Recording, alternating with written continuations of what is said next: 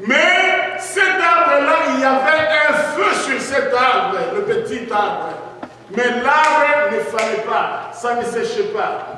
Moïse était curieux. C'est quoi cette histoire? Il voulait regarder.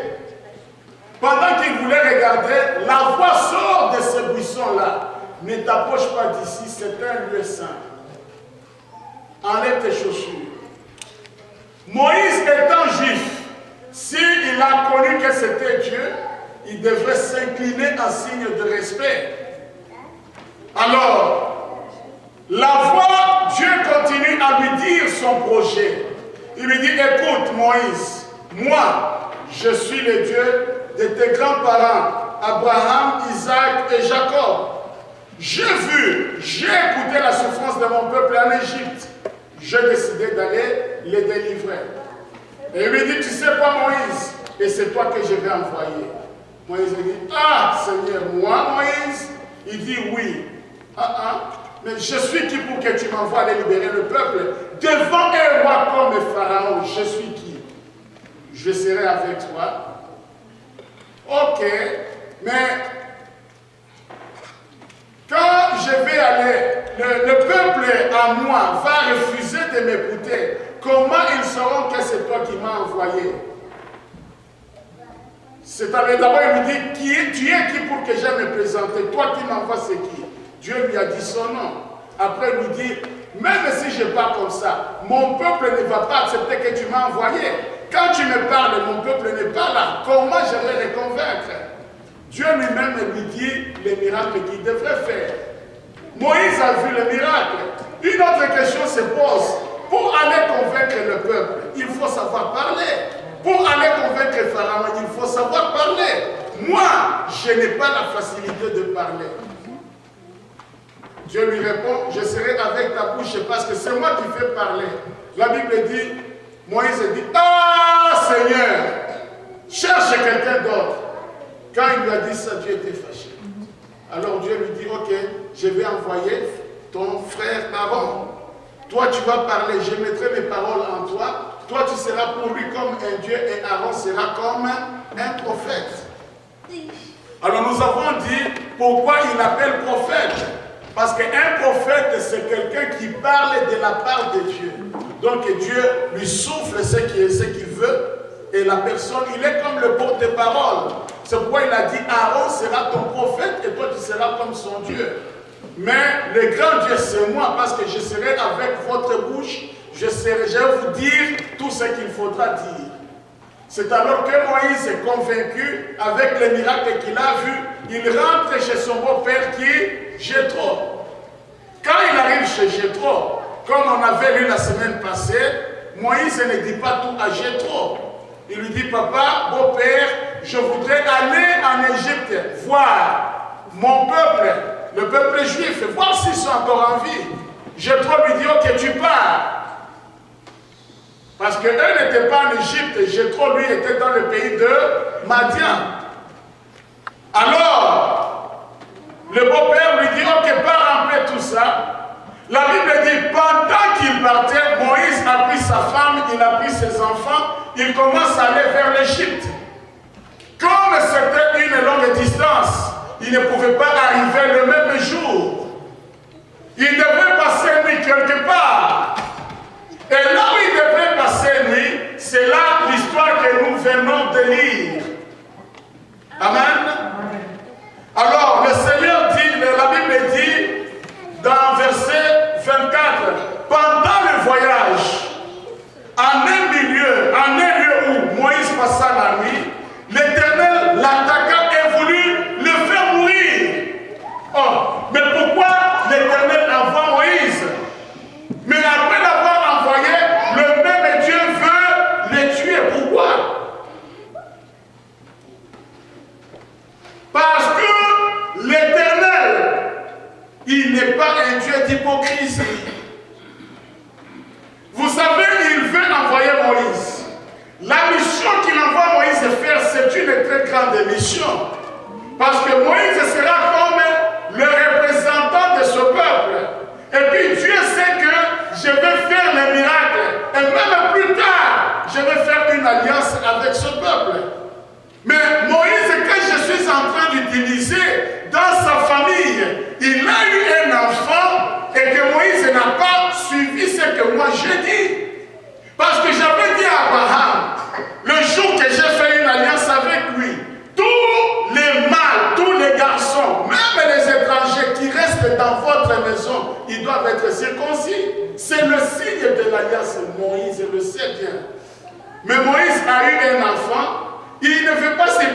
cet enfant. Apparemment, pourquoi il ne voulait pas circoncire l'enfant? Apparemment, selon l'histoire, parce qu'il était dans le pays de Madian. Il était chez Jéthro. Dans le pays de Madian, on ne pouvait pas circoncire les enfants. Pour les gens de Madian, on circoncis un homme qui est adulte et qui est tout près de se marier. Mais chez les Juifs, l'enfant est circoncis le 8e jour. Il est né aujourd'hui dimanche, vous comptez 1, 2, 3, 4, 5, 6, 7, 8e jour l'enfant circoncis. Mais Moïse a gardé son enfant longtemps sans circoncision. Apparemment la raison, c'est peut-être pour plaire à son beau-père. Mais maintenant que tu as la mission, Moïse, tu dois choisir. Ou bien tu veux servir Dieu, ou bien tu veux plaire à ton beau-père. Mais maintenant que tu es dans la mission de Dieu, Dieu est en train de t'envoyer. La grâce de Dieu est sur toi. Toi-même, tu sais que tu es capable de faire le miracle. Mais maintenant, conforme-toi à la volonté de Dieu. Moïse, il ne veut pas. Ce qui fait que Dieu, même quand Moïse avait quitté, Dieu n'avait même pas parlé à Aaron pour aller rencontrer Moïse.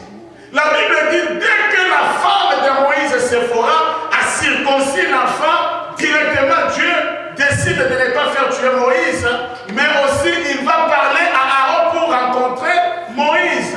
C'est-à-dire, il y a toujours quelque chose qui peut bloquer tes bénédictions. Aaron, c'était les contacts que Dieu a menés dans la vie de Moïse. Mais parce que Moïse n'est pas complètement avec Dieu, Dieu bloque d'abord jusqu'à ce que Moïse puisse s'aligner avec la volonté de Dieu. Bien aimé, ce que je vais te dire, c'est quoi? Regarde dans ton caractère. Tu peux avoir tout laissé, mais il y a ce qu'on appelle la circoncision du cœur. La circoncision du cœur, la circoncision de la chair, c'était dans le temps. Mais la circoncision du cœur, c'est ce que Dieu est en train de chercher. Mais il y a beaucoup de gens, il est en train de marcher avec Dieu, mais quelque chose reste. Vous savez ce que nous faisons? Nous gardons souvent les histoires pour plaire aux gens.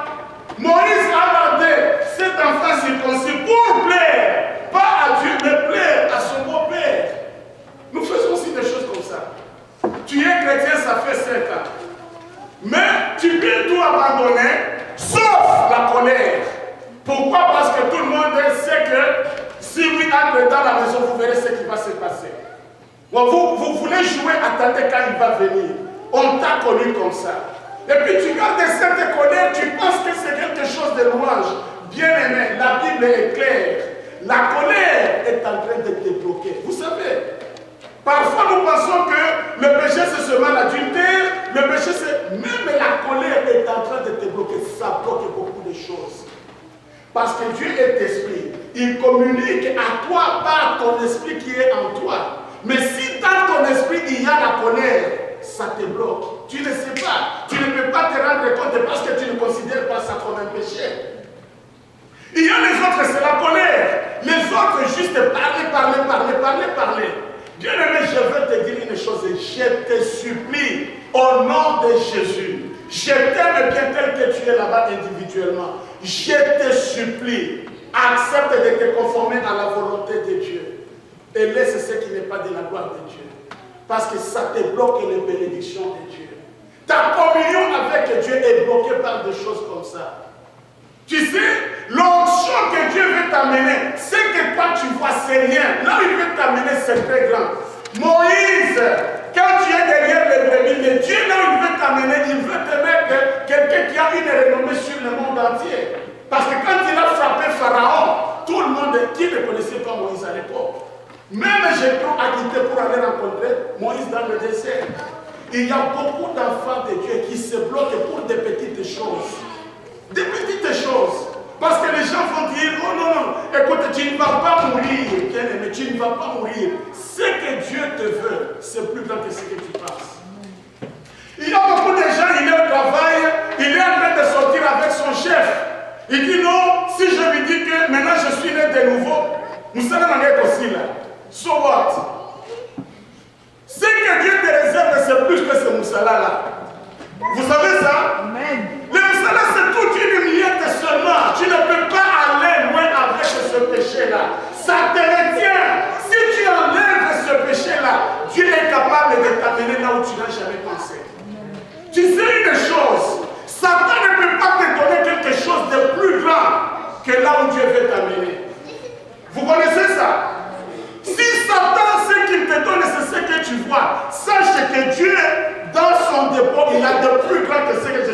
de voir.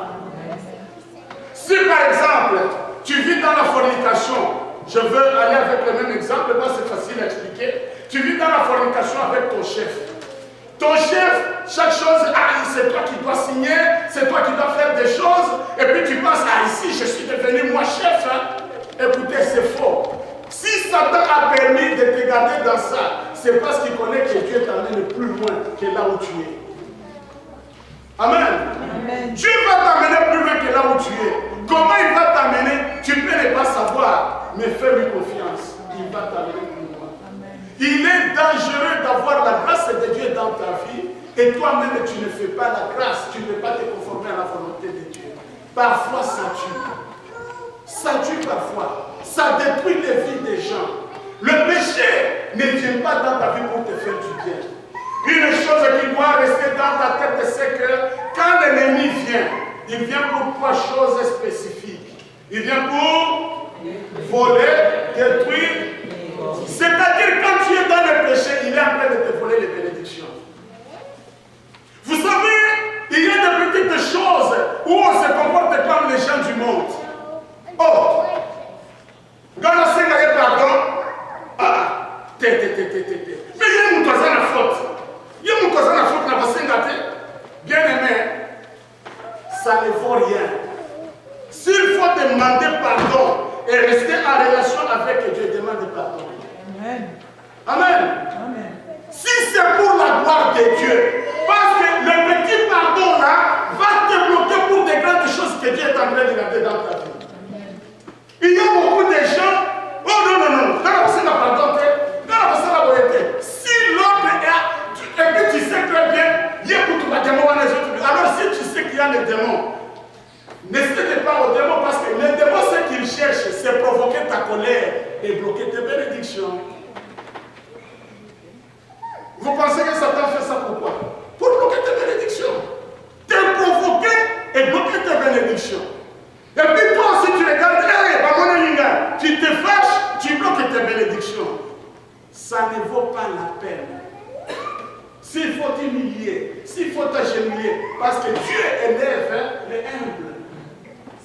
Amen. Amen. Tu dois regarder quelque part dans ta vie, depuis que tu es chrétien, qu'est-ce qui te reste de séquelles de ténèbres?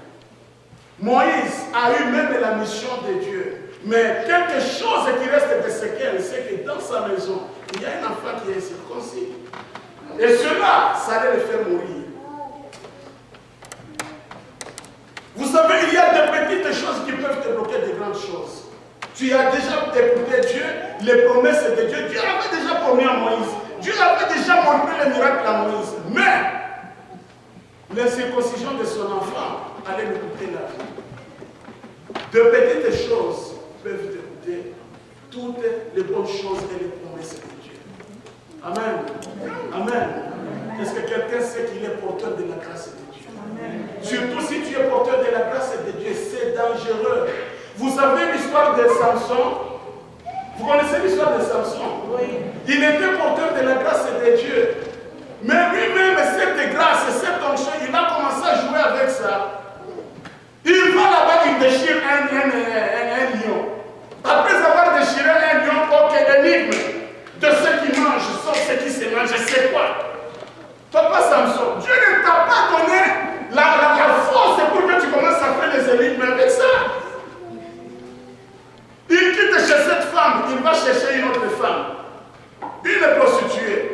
Il utilise cette force-là. Il sort, il va maintenant chez Delilah. Delilah, c'était la troisième femme. Et puis, qu'est-ce qui se passe? Même envoûté. Parce que Delilah lui dit, oh, dis-moi le secret. Il lui dit, il lui ment. Nous sommes liés les cordes, on a lié les cordes. Il dit, on vient t'attaquer. Il a coupé. Après, Delilah lui dit encore, oh, moi, non, Samson, tu m'as menti. Dis-moi la vérité. Oh, écoutez, si on a fait seulement les cordes qui n'ont jamais été utilisées, cette femme qui a voulu te faire tuer, là, la grâce de Dieu t'a enlevé. Maintenant, tu dois commencer à continuer. Il y a beaucoup de gens qui continuent dans des petits péchés comme ça. Ce n'est pas intéressant. Tu bloques tes bénédictions. La grâce de Dieu, on ne joue pas avec ça.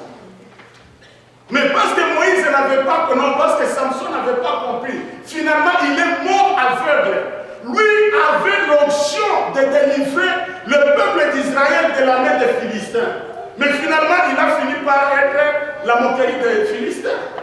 Les mêmes gens qui devraient frapper, libérer son peuple. Mais il finit par aller danser devant les Philistins. Parce que maintenant, les yeux crevés, il est maintenant prisonnier des Philistins, il commence à danser.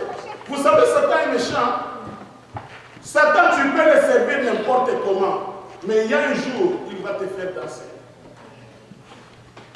Satan, il est méchant. Tu peux dire les choses, moi je suis fort, moi je suis ceci, moi je suis expert, je sais comment le faire. Satan ne peut pas te faire du bien parce qu'il sait que le jugement est en train de l'attendre. Bien-aimé, il est temps que tu abandonnes les choses du passé et que tu regardes Dieu. Tu verras que tu ne seras pas déçu. Tu ne seras pas déçu. Je te promets. Alléluia. Amen. Alors, parlant de cette histoire-là de Moïse, revenons à notre histoire. La Bible dit, quand Moïse était sur le point de mourir, Séphora avait compris. Vous savez pourquoi Séphora avait compris? C'est parce que Moïse, Séphora n'était pas juive. Séphora, c'était une femme de Madian. Elle était madianite. Si elle a compris, c'est-à-dire quelque part, Moïse enseignait à sa femme les histoires d'Israël. C'est comme ça qu'elle a compris que non, si cet homme veut mourir, c'est à cause de l'incirconcision de l'enfant. Je répète encore, tu vis avec ton mari, tu vis avec ta femme, parfois il faut lui dire aussi les histoires de chez toi. Peut-être qu'un jour il va se retrouver avec un enfant qui est malade. Et puis on lui dit, est-ce que l'histoire du côté de son père ou du côté de sa mère, il y a une telle maladie comme ça? Mais comme tu ne sais pas, on va soigner l'enfant comment? Ou peut-être que c'est la délivrance. Il y a des choses par lesquelles tu es passé, tu n'as jamais dit à ta femme. Ces esprits-là viennent te frapper un jour, tu ne parles plus.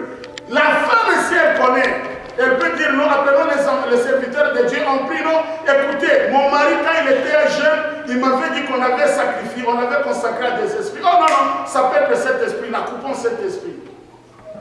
Et elle peut t'aider parce qu'elle les connaît. Mais vous venez vous marier au Canada, elle ne sait rien, toi aussi tu ne sais rien, ok, va m'indele kakate. Aussi, même les enfants, nos enfants doivent être initiés sur ce que nous sommes. Il faut dire à tes enfants, tu viens d'où? Maman vient d'où? Parce que un jour, ces enfants peuvent avoir besoin de la délivrance. Peut-être tu n'es plus là. On pose à l'enfant maintenant, dis-nous du côté de ton père, qu'est-ce qu'il y a? My father came from Africa. Africa où? I don't know. Dis-nous, est-ce que ta maman, comment elle a été? I don't know either. La délivrance est bloquée. Vous savez, quelqu'un comme Abraham, la Bible dit ceci. Quand il s'en allait faire l'offrande avec son fils lui a posé la question, il lui dit, papa, nous allons faire l'offrande à Dieu. Nous avons le bois, nous avons les couteaux, nous avons le feu. Où est l'agneau pour aller offrir à Dieu? C'est-à-dire l'enfant savait qu'il y avait l'agneau à offrir. Son père l'avait initié. Est-ce que tes enfants sont initiés sur les choses de Dieu? Même prier, ils ne savent pas compris avant de manger.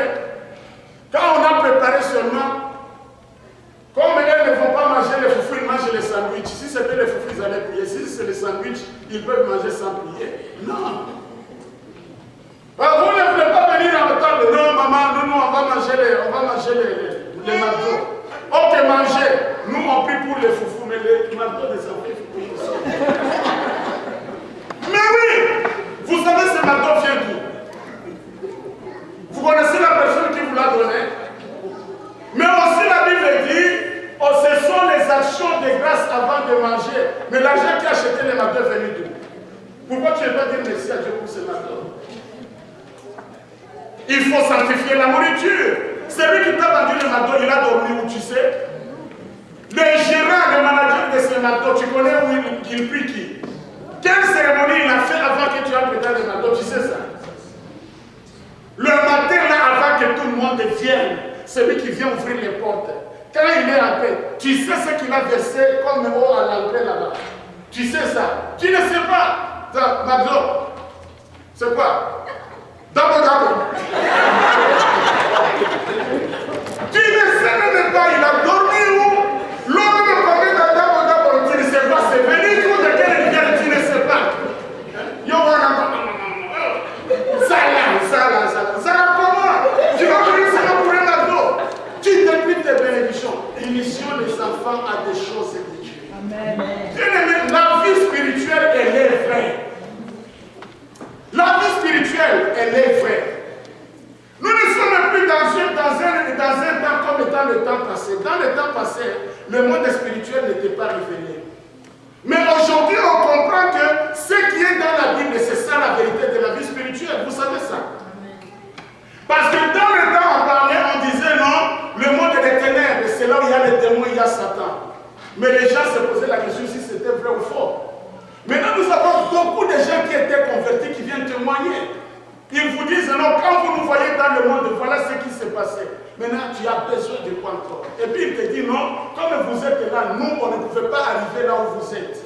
On t'a témoigné, tu ne sais même pas que c'est un message qui vient de Dieu. Non, tu es comme tu étais toujours. Vous souffrez, hein? Et après ça, rien. Tu n'es plus, quand tu dors comme un prisonnier. Non, bien aimé. Cherchons à appliquer la vie spirituelle, elle est vraie. Nous nous bloquons nous-mêmes pour des petites choses. La colère. Je ne sais quoi. Écoutez, la vie spirituelle a ses principes. Initie ta femme, initie ton mari, dis-lui ce qu'il y a, mais aussi parle à tes enfants. Si tu es passé dans des choses, dis-lui. Tu sais, là où nous avons grandi, chez nous, quand quelqu'un est né, il fallait aller le baptiser chez un esprit. Alors moi, on m'avait baptisé chez un esprit. Ah bon, papa?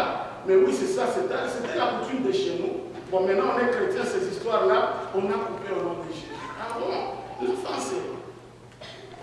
Si tu as travaillé pour le Seigneur, dis aussi à tes enfants.